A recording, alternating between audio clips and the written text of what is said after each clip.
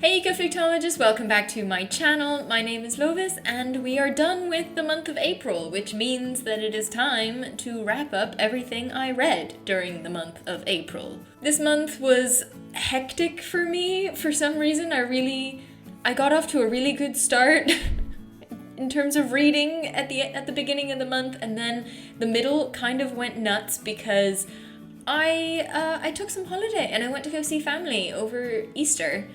Which was really lovely and I enjoyed all of it. But early mornings and late nights meant that I did not read very much for about 10 days, which immediately put me behind on my reading schedule, which is a small price to pay to go and spend time with family, some of whom I haven't seen since before the first lockdown, so that was really lovely. But actually, my way back from holiday, all of my flights were delayed, so I had some extra hours to read, which was really helpful, and I finished one of my books that I will talk about in a minute, The Man with the Compound Eyes. I finished it about 5 minutes before landing at my airport, so perfect timing. It's like I planned it. But anyway, you're not here to hear me ramble, you're here to hear me talk about books, so let's get into that. The first book I read was Hope, A History of the Future by Kellner. This book was sent to me by the author's publicist, and it came out about a month ago, so it is brand spanking new, and I was very happy to read it, so thank you very much for that. I was immediately intrigued, even in the very first few pages, because there are footnotes and sources. They cite sources, which you can find in the back of the book, which are the original documents that some of the plot of the story is set on, the original historical documents. And so I thought this author and we are on the same wavelength in terms of academic integrity. We've got sources, people. We've got a reference list. The premise is basically that a woman finds a mysterious book that she's never seen before. It's just lying open on the floor in her library, open to a particular page. The book is called A History of the Future, and its publication date is 2200. Huh. Over the course of the book, the woman and her family start reading various chapters, and you start piecing together kind of these interwoven storylines. And it basically paints a picture of the world's collapse due to climate change and how we kind of rebuild after that to get to a more utopian future. The present day characters have to grapple with the inevitability of this collapse. They have to confront the fact that denial doesn't work anymore, but also there is some hope there because, maybe this book was sent from the future and maybe we do manage it, so maybe there is some motivation and hope to be gained from that. Maybe not all is lost. The premise really intrigued me when it was pitched to me. I actually really enjoyed reading the book within the book because you read excerpts from the book, and I feel like that book and oh god, I'm gonna get so confused here, but the History of the Future, which is the book within Hope, A History of the Future. The inside book, we're gonna call it the inside book. I felt like the inside book and the outside book were written in two different styles, and I responded better to the inside book. This is ridiculous. But I also responded to the characters more. I felt that the characters in the outside book fell a bit flat. I thought the dialogue wasn't that natural, and that things happened really quickly because you only get short snippets at the beginning and end of chapters and things. So a lot has to happen in those short spaces, and sometimes I felt it was a bit too quick. So actually, I would really like to read that book. So if that sounds like something you are interested in, that was Hope, A History of the Future by Kellner. The books from here on out are the results of my April TBR Mash, which is my monthly TBR game that helps me choose titles that I should read in the next month. You can check out the playlist for that. I'll link it up here and I'll link it down below as well. The first one of those that I read was Limbo, a novel about Jamaica by Esther Figueroa. And oh my god, I love this book. I love this book. I just 5 stars. I love this book. This one satisfied the prompt of adult contemporary set in North America, I believe, and inspired by something on the calendar, for which I chose April 3rd, which was World Aquatic Animal Day. And this story revolves around kind of aquatic life, coral reefs. There are some dolphins in there. The breadth of environmental issues in this book is enormous, so there were aquatic animals in there.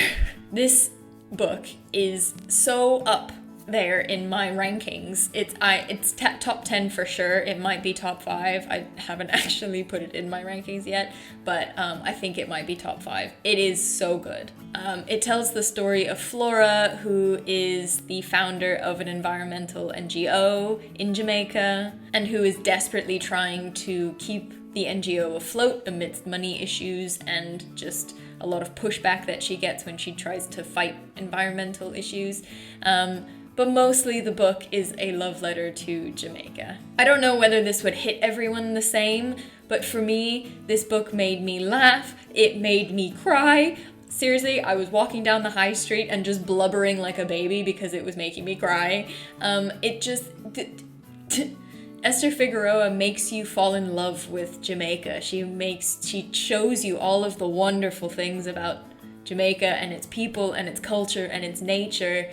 And then she shows you all of the myriad ways in which it's being destroyed for the sake of progress and development. There's dynamite blasting on the coral reefs. The island is drowning in plastic. The waters are all polluted because of the factories and runoff. And it's horrible.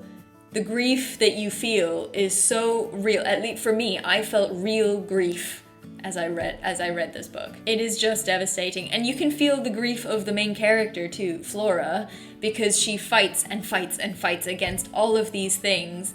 And even though you can tell that she doesn't really believe that it's gonna make a difference, and she knows they're not going to do much in the long run. But there is also a lot of hope in this book, because Flora does keep fighting. She does keep fighting. You really feel like, okay, oh, thank God, we can, there is hope that we can do this. The writing is beautiful, the imagery is evocative, the relationships are genuine and heartwarming, and I felt all the feels as I was listening to this. And I would highly recommend that you listen to this on audiobook, because the narrator is amazing. You get such a feeling of place when you listen to it spoken in that wonderful rhythm of a Jamaican accent. Robin Miles, the narrator, is an actress, so I don't know if this is actually her accent or if it's a learned accent, but to me, the untrained ear, it worked. It did the job beautifully. It sucked me right in. Just a quick note on the author. Dr. Esther Figueroa is a Jamaican documentary filmmaker.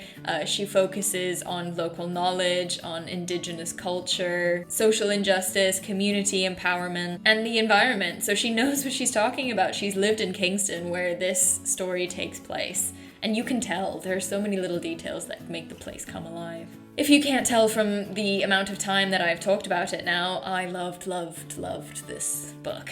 And I highly, highly recommend it. I feel like I want to go read it again. And that doesn't happen very often. I don't reread books very often. So that is high praise for me. Okay, enough of that. I spent a long time on that, but I needed to gush. I needed to get it out. So you're welcome. The third book I read was The Man with Compound Eyes by Wu Ming-Yi, and this was to satisfy the prompt of YA, fantasy set in Asia and inspired by something on YouTube. And this month was the month of Linguathon, which focused on translated works, and this was translated into English from Chinese, so it counts. I will put a quick trigger warning here for self-harm and suicide. I have timestamps in the description below. You can just skip the discussion of this book if that makes you uncomfortable. I really enjoyed this book. We followed two main characters, one of whom is Ateli. Definitely didn't pronounce that correctly, but in my head it's Ateli.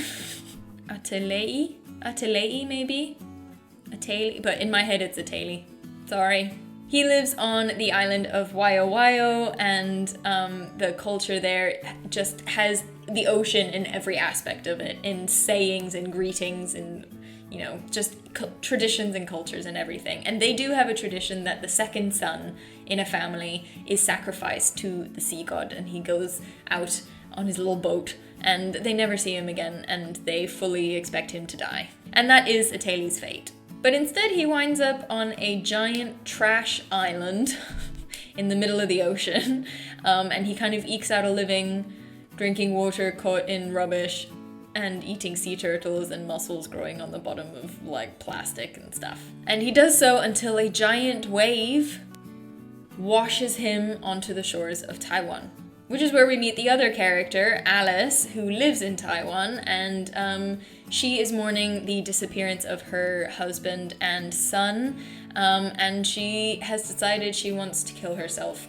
to end the pain and mourning, and the not knowing what actually happened to them. They went on a hiking trip up into the mountains and never came back. But just before she goes through with it, there's the earthquake and the giant wave washes Ateli onto shore. And the paths of these two characters cross, and they learn stuff from each other, and they end up going to find out what happened to her husband and son.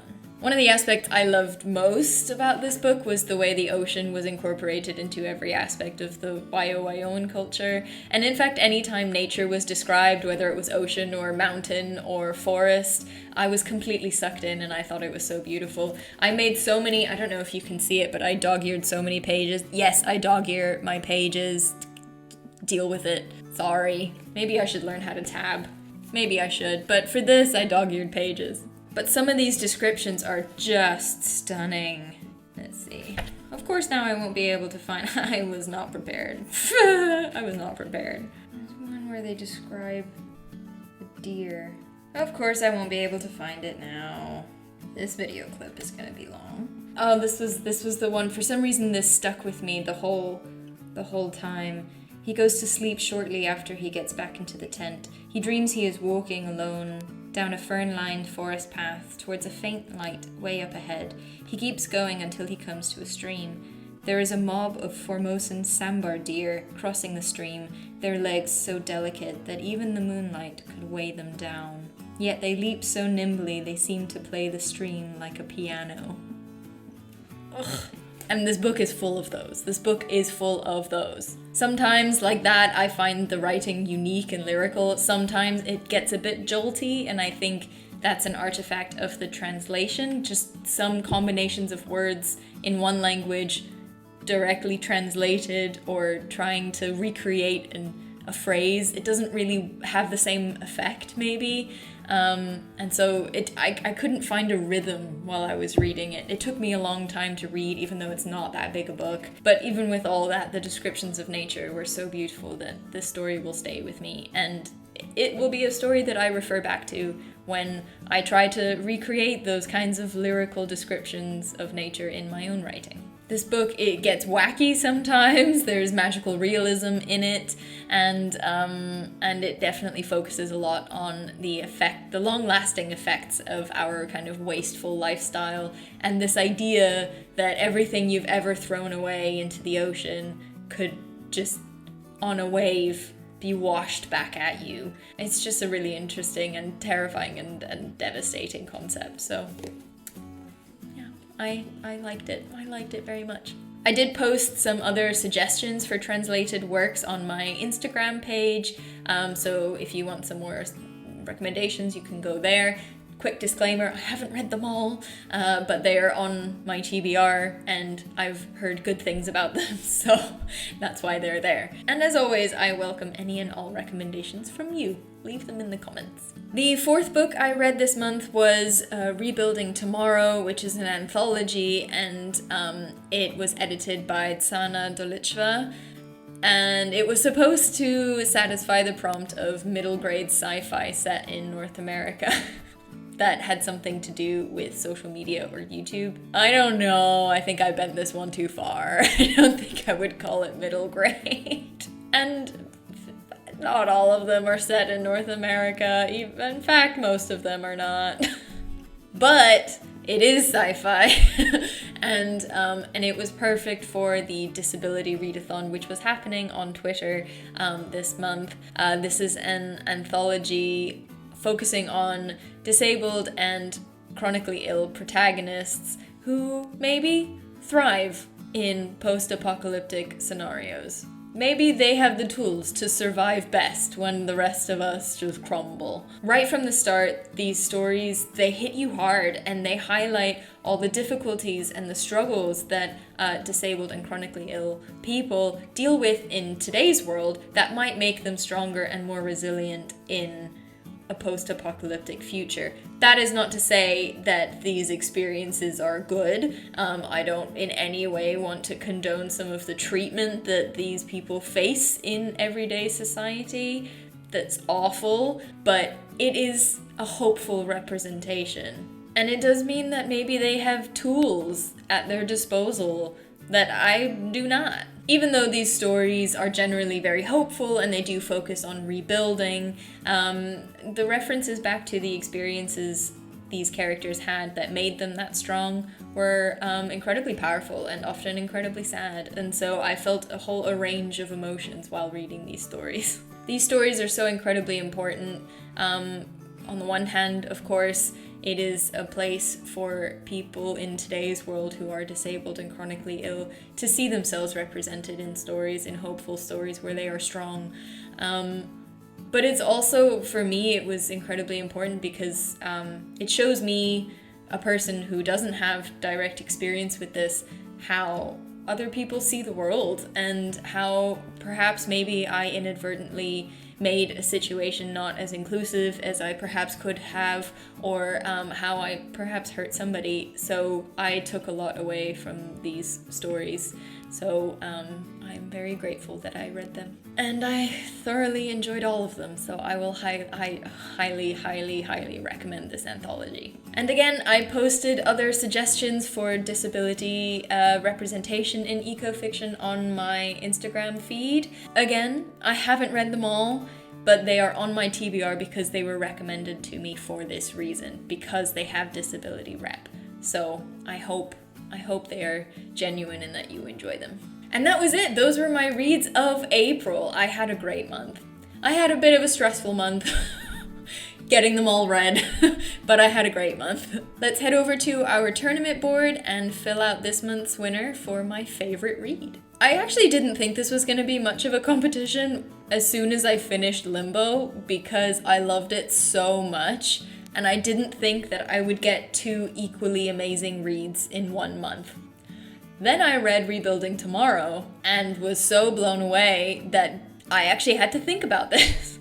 I had to think really hard about which one I enjoyed more. But I do think Limbo still wins out for me because as soon as I finished it, I kind of wanted to start over, and that does not happen very often. So Limbo is still my favorite read of the month, but damn, Rebuilding Tomorrow came close. And we don't actually have to do another round because that is the first winner of quarter 2 of this year. So we'll have to wait till next month to see who it's competing against. Let me know down in the comments what your favorite read of April was, whether it was ecofiction or not. I want to know all of them. And if you have any recommendations for any of the topics that I've talked about today, definitely leave those down below as well.